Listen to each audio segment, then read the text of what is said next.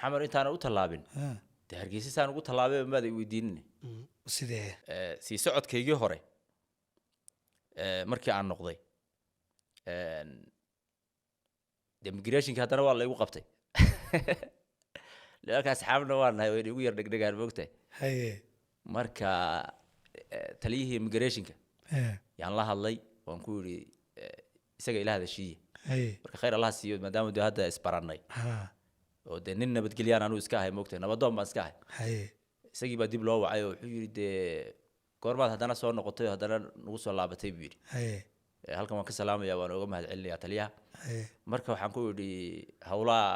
safarkaygii muqdisho aan u socday waxba iga dhinaaday waan soo noqday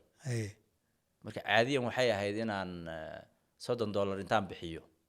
de aan dib u noqdo marka taliyuhu isaga iga bixiyay lacagtii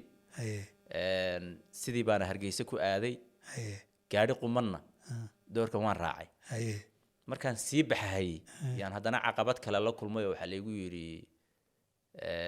sadiiqowda barnaamijyada dhan waan ku xidhanahay Somaliland horta hay'adaha nabadgelyada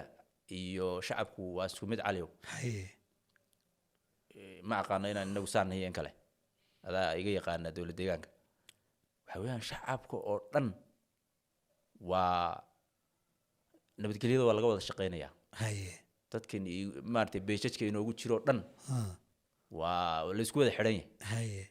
markaan sii baxay waxa la igu yiri deeniyow dadka Soomaalida maartay baasaboorka aan haysanin qaab baan ula macaamilaa Ethiopian-kana qaab baan ula macaamilaa adoo waa isku qasantahay waa sidee baa la igu yiri